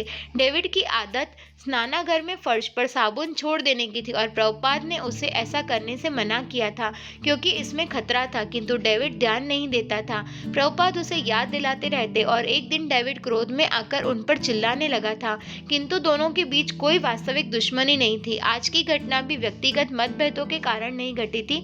बालक अपनी सनक का शिकार था। प्रभुपाद तेजी से आगे बढ़े। सिंधिया जहाज से उन्हें निशुल्क यात्रा की सुविधा थी। वे अपने घर वृंदावन लौट सकते थे, किंतु उनके गुरु महाराज ने उन्हें यहाँ आने का आदेश दिया था। अटलांटिक पार करते समय उन्होंने लिखा था, श्री श्रीमद् भक्ति सिद्धांत सरस्वती ठाकुर की प्रबल इच्छा से महाप्रभु गौरांग का पवित्र नाम पश्चिमी संसार के सभी देशों में फैलेगा। रात होने के पहले अपने ठहरने के लिए उन्हें कोई स्थान ढूंढ लेना होगा जिससे वे अपने प्रचार के वेग को बनाए रख सके। इसी को कहते हैं बिना किसी सरकारी समर्थन के, बिना किसी धार्मिक संस्था की सहायता के, बिना किसी संरक्षक के कार्य करना। इसका अर्थ था सर्वथा दुर्बल और असुरक्षित रहना। प्रभुपाद ने इस संकट का सामना कृष्ण की परीक्षा के रूप में किया।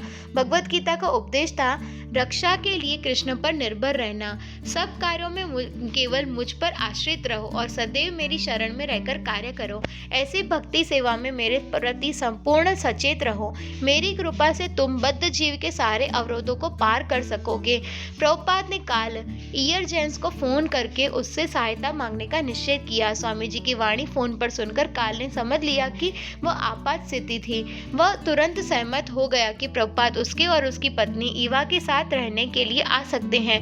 उनका निवास निकट ही बोवरी के 5 ब्लॉक पश्चिम में चाइना टाउन के पास सेंटर स्ट्रीट में था। काल वहां शीघ्र पहुंच जाएगा। प्रभुपाद को पाकर काल उन्हें लेकर सीधे AIR अटारी में अपने स्थान पर गया। यह स्थान उससे छोटा था जिसमें प्रभुपाद रह रहे थे। उसमें बैठक के लिए बड़ी खुली जगह थी और इससे रसोईघर और शयन कक्ष अलग अलग कर दिए थे। यह जगह छाया में रखने वाले नकली फूल पौधों से सजी थी और बहुत सारे छोटे तकिए इधर उधर पड़े थे। काल की अटारी बोवरी की गंदी कारखाने जैसी जगह वाली अटारी से अधिक साफ सुथरी थी। उसका फर्श चमकदार नारंगी रंग से भरा था। काल का कहना था कि वह जहाज के डेक जैसा लगता था।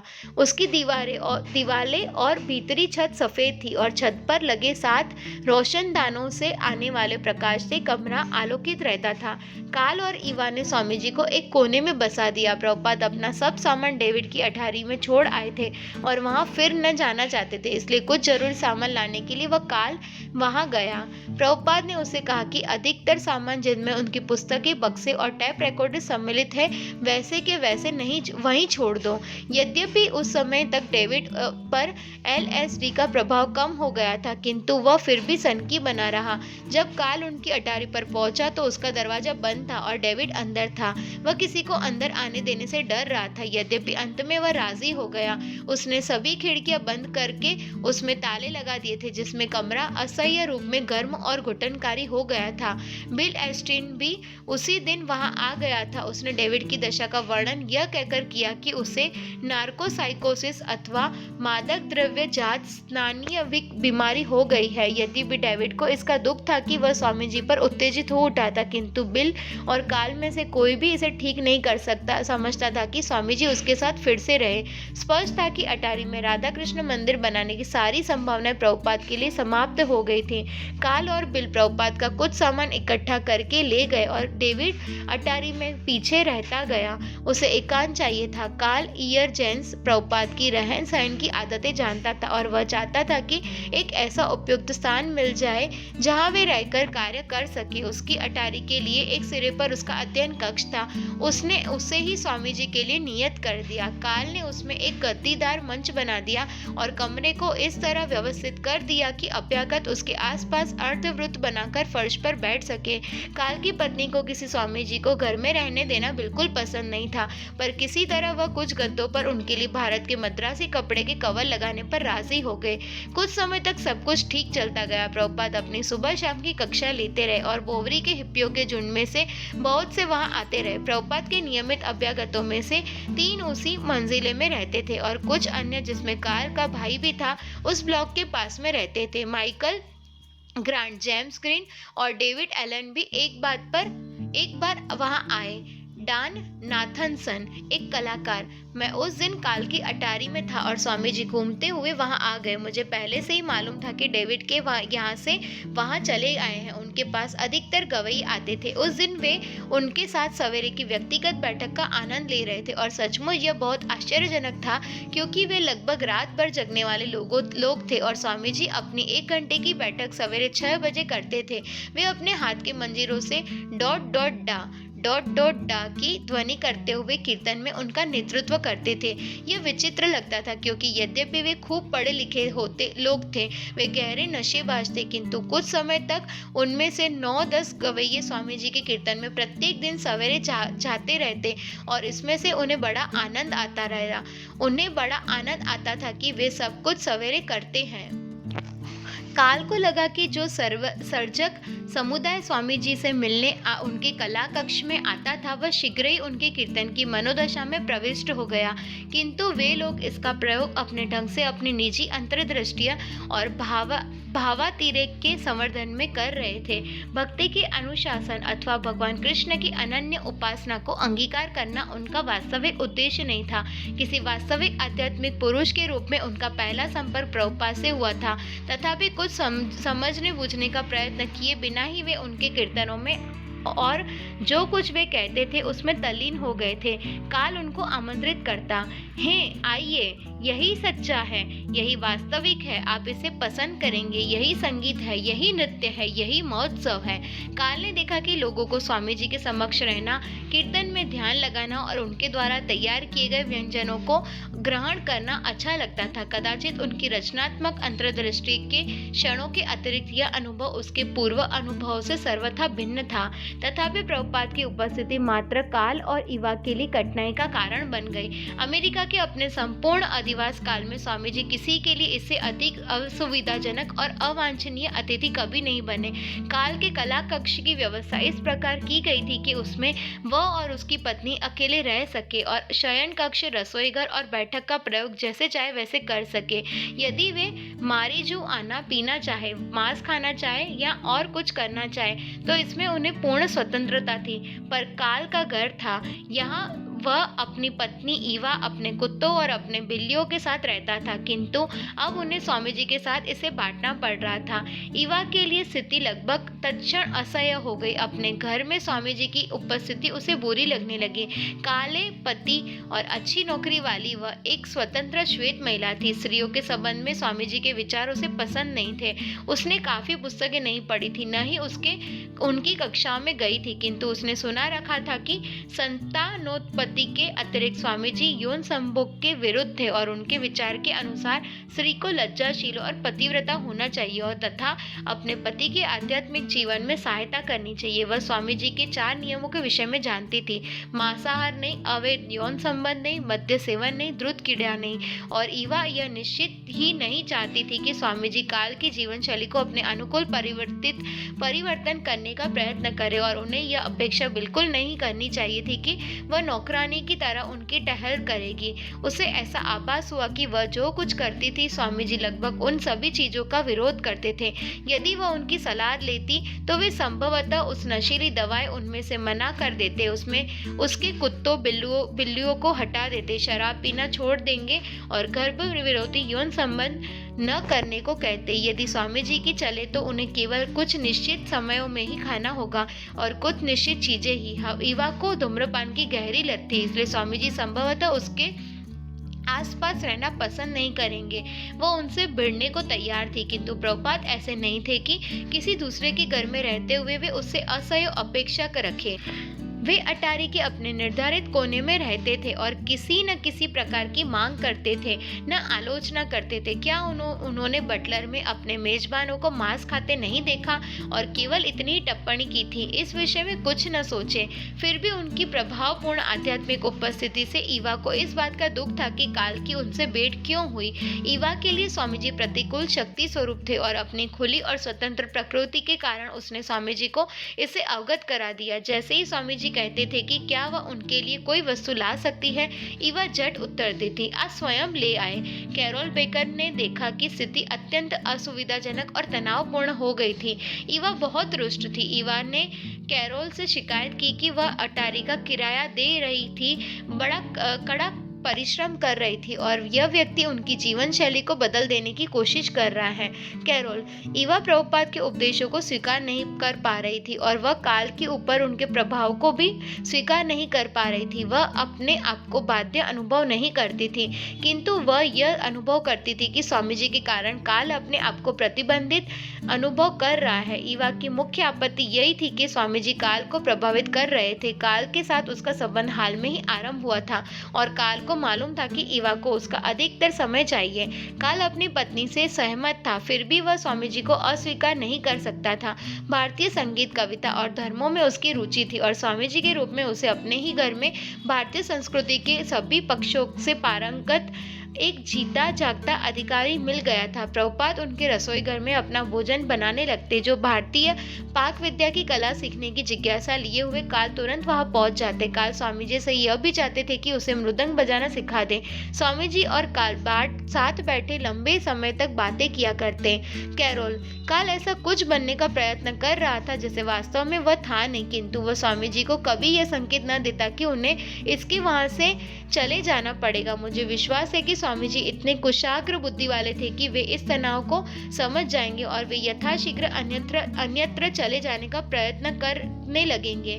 धीरे धीरे प्रभुपाद से काल का संबंध एक विषम स्थिति में पहुंच गया। उसका जीवन, उसकी पत्नी और प्रभुपाद दोनों सभी इकट्ठा रहने से नहीं चल सकता था और अंततः उसका झुकाव अपनी पत्नी की ओर अधिक हो गया। काल मैं अपने प्रकोष्ठ को मंदिर बनते नहीं देख सकता था। मैं बिल्लियां और कुत्ते पाल रहा था और वे उन्हें हटवा देना चाहते थे। मुझे मांसाहारी कहते थे। उन्होंने हम लोगों का भोजन बदल दिया। निसंदेह वे अमेरिकी संस्कृति पर प्रहार कर रहे थे, जो नहीं जानती थी कि स्वामी जी कर रहे हैं यह सब क्या धंधा है। मुझे तो अमेरिकी संस्कृति उतनी आत्मसात करनी थी जितनी कोई अन्य अमेरिकन कर सकता है। भारत को मैं किसी पुस्तक, रिकॉर्ड जैसे नीवे व्यक्ति माध्यम से समझकर आत्मसात कर सकता था, किंतु वहां तो श्री भगवान का साक्षात प्रतिनिधि विद्यमान था और इसके समान कठिनाई का सामना न मैंने कभी पहले किया था, न आगे करने की आशा थी।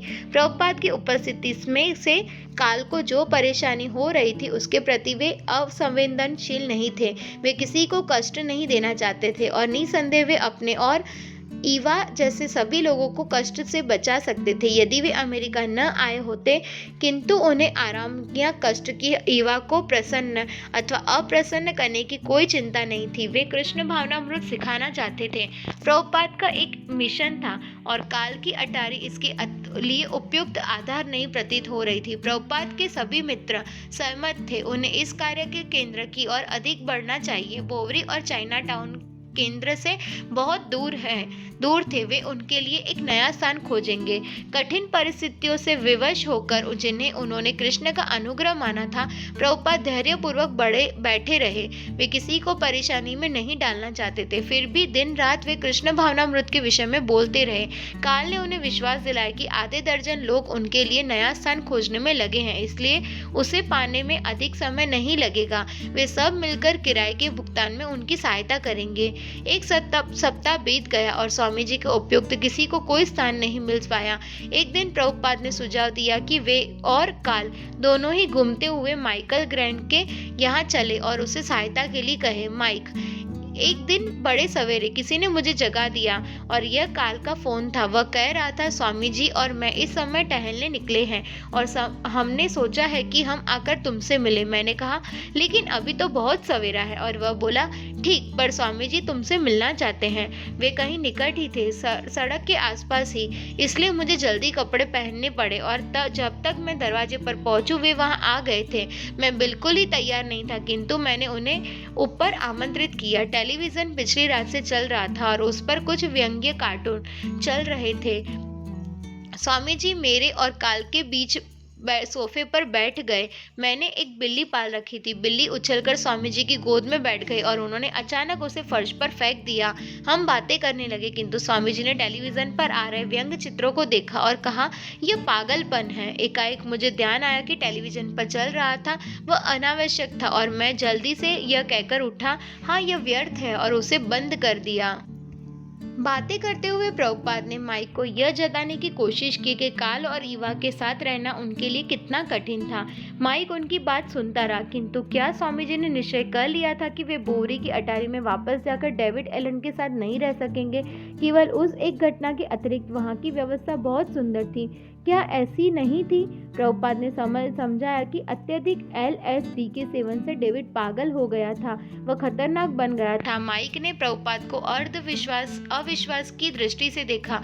क्या डेविड एलन खतरनाक हो सकता था? तब प्रभुपाद ने एक कहानी बताई। भारत में एक पुरानी कहावत है कि आप किसी को अपना आध्यात्मिक गुरु बनाएं, उसके समक्ष बैठे, जितना हो सके उससे सीखे, तब उसे मार डाले, उसके शव को एक और कर दे और तब उनके स्थान पर बैठ जाए और स्वयं गुरु बन जाए।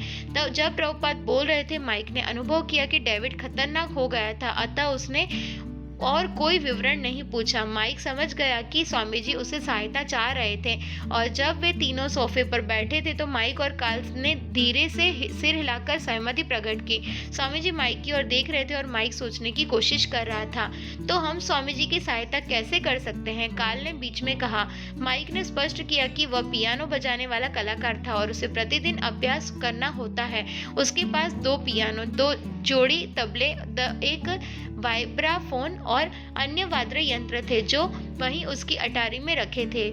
वादक कलाकार अभ्यास के लिए प्रतिदिन वहां आते थे और वे घंटों अपने वाद्य यंत्रों पर अभ्यास करते थे। इसके अतिरिक्त वह एक लड़की के साथ रह रहा था और अटारी में एक बिल्ली भी थी, किंतु माइक ने वायदा किया था कि स्वामी जी के लिए एक नया स्थान खोजने में वह सहायता करेगा। स्वामी जी ने उसे धन्यवाद दिया और जाने को वे काल के साथ उठ खड़े हुए। माइक ने अनुग्रहित अनुभव किया। वह कार्य कराने में कुशल था और वह स्वामी जी का कार्य करना चाहता था। अतः अगले दिन वह विलेज वायस के कार्यालय में गया, उसकी पहली मुद्रित प्रति ली और सारे वर्गीकृत विज्ञानों पर डाल दी। जब तक कि उसे एक उपयुक्त संभाव्य स्थान नहीं मिला, उसने उसके मालिक को फोन किया। वह स्थान 2nd एवेन्यू में एक स्टोर फ्रंट अर्थात स्टोर का अगला भाग था। उसका एजेंट श्रीमान गार्डिनर वहां माइक से मिलने को राजी हो गया। काल और स्वामी जी भी वहां जाने को तैयार हो गए।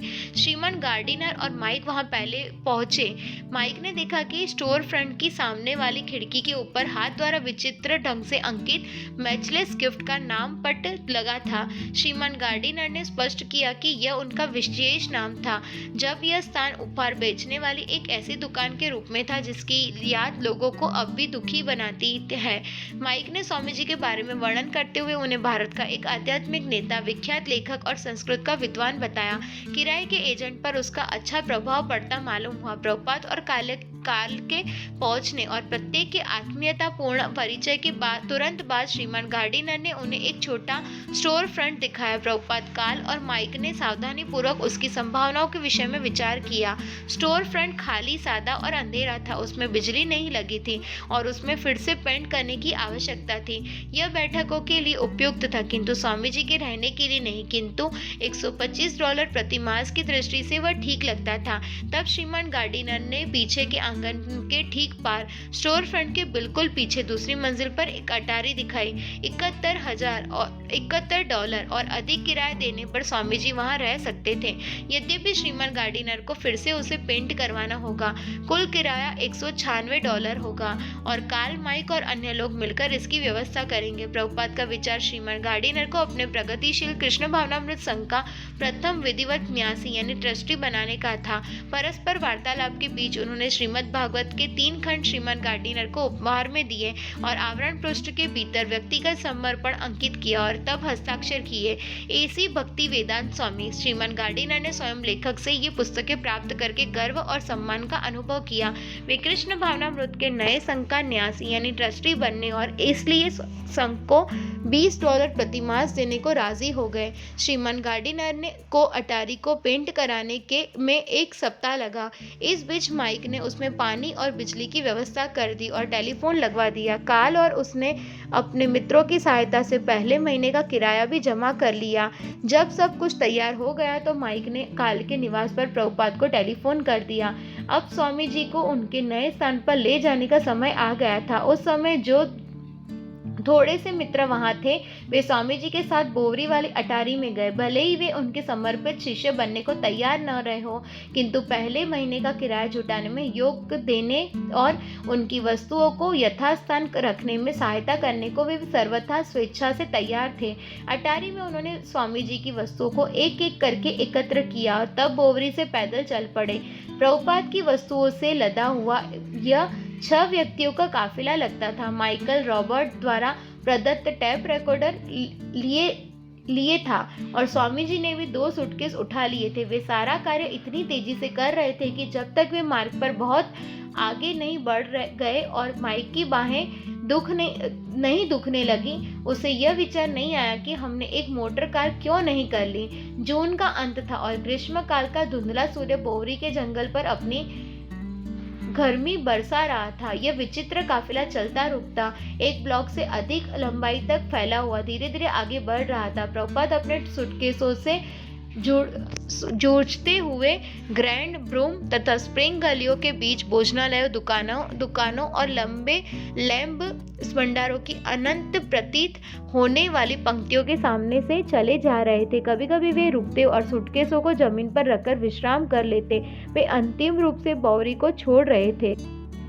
उनके 72nd स्ट्रीट में रहने वाले बिजली के मिस्त्री दोस्त ने राहत का अनुभव किया होगा, यद्यपि उसने शायद उनके इस 2nd एवेन्यू के निवास को भी नापसंद किया होता। कम से कम प्रभुपाद का स्किड रो पर रहना खत्म हो गया। वे साल्वेशन आर्मी विश्रामालय के सामने गृहविहीन लोगों और खुले दरवाजे वाले शराब खानों को पीछे छोड़ते हुए सड़क की रोशनी में जगह रुकते हुए नितांत अपरिचितों के मध्य खड़े होते हुए अपने पीछे आने वाले मित्रों की जुलूस की प्रगति पर निगाह रखते हुए आगे बढ़ते जा रहे थे। बोवरी के कलाकार तथा संगीतज्ञ स्वामी जी को अत्यंत विकसित व्यक्ति मानते थे। उन्हें ऐसा लगता था कि प्रभुपाद का आत्मा उन्हें आगे बढ़ा रहा है और वे उनका निजी निवास व्यवस्थित करने में सहायता देने को उत्सुक थे, जिससे वे अपना अमूल्य आध्यात्मिक कार्य कर सके और दूसरों के बीच भी उसका प्रसार कर सके। सहायता के लिए स्वामी जी उन पर निर्भर थे, तथापि वे जानते थे कि स्वामी जी उच्च स्तर पर अव्यवस्थित थे। वे स्वयं अपने रक्षक थे, या जैसा कि ये कहते थे, ईश्वर उनकी रक्षा कर रहा था। स्वामी जी और उनके युवा मित्र बोवरी और हुस्टन के कोने पर पहुंचे, दाहिनी ओर मुड़े और पूर्व की ओर बढ़ते गए। चलते समय निरंतर आगे की ओर नजर गड़ाते प्रभुपाद ने एक ब्लॉक की दूरी पर 2nd एवेन्यू के दक्षिणी छोर को देखा। 2nd एवेन्यू पहुंचकर वे बाएं घूमेंगे, 1st स्ट्रीट से एक ब्लॉक उत्तर की ओर जाकर अपने नए घर में पहुंच जाएंगे। जो ही उन्होंने IND तल मार्ग के प्रवेश द्वार को पार किया, स्टोर फ्रंट दिखने लगा जहां मैचलेस गिफ्ट लिखा हुआ था। उन्होंने अपने सूटकेसों को पकड़ा और आगे बढ़ गए। 2nd एवेन्यू और हुस्टन पर तेज यातायात के थोड़ा रुकने पर वे उसके बीच से जल्दी से सड़क पार कर गए। वे कंपाउंड की ऊंची दीवारों के ऊपर हरे हरे वृक्षों की चोटियों को देख सकते थे, जो उन्हें अपने नए मकान के अगवाड़े और पिछवाड़े की इमारतों की बीच वाली जगह पर ऊंचे उगे घास फूस जैसे सिर उठा रहे थे। सड़क के किनारे वाली इमारत में प्रभुपाद का सभागार था और पीछे की इमारत में उनके रहने और अनुवाद करने की अटारी थी। स्टोर फ्रंट से लगा हुआ उनके उत्तर की ओर एक विशाल 9 मंजिला गोदाम था। स्टोर फ्रंट की इमारत केवल 6 मंजिली थी और वह सटी हुई बड़ी इमारत का छोटा बच्चा प्रतीत होती थी। स्टोर फ्रंट के दक्षिणी भाग में प्रभुपाद का नया मंदिर था, जो सादे सीमेंट से बना था और उसमें कोई मकान लगा हुआ न था। फर्स्ट स्ट्रीट के किनारे पर केवल विस्तृत और व्यस्त मोबाइल सर्विस स्टेशन स्थित था। जब प्रभुपाद स्टोर फ्रंट पर पहुंचे तो उन्होंने देखा कि 2 छोटे लालटेन टंग प्रवेश द्वार पर लगे हुए थे। कुछ निश्चित नहीं था कि वहां आगे क्या होगा, किंतु पहले से ही शुभ लक्षण दिखाई देने लगे कि यद्यपि ये अमेरिकी युवक कभी कभी पागल से हो जाते थे, किंतु वे महाप्रभु चैतन्य के संकीर्तन आंदोलन में सचमुच भाग ले सकते थे। संभवतः इस नए स्थान में प्रभुपाद अपने अंतर्राष्ट्रीय कृष्ण भावनामृत संघ के लिए वास्तविक दृढ़ आधार प्राप्त कर सकेंगे। हरे कृष्णा। तो इस पार्ट में आपने देखा शिल प्रभुपाद ने कितना सारा स्ट्रगल किया हुआ है। तो नेक्स्ट पार्ट में हम देखेंगे कि प्रभुपाद जैसे अपने नए स्थान पर लौट आए हैं और अपना अंतर्राष्ट्रीय कृष्ण भावनामृत संघ की कैसे स्थापना करते हैं। तब तक के लिए वांछा कल्पतरुभ्यश्च कृपा सिंधुभ्य एव च पतितानां पावनेभ्यो वैष्णवेभ्यो नमो नमः। शिल प्रभुपाद की जय।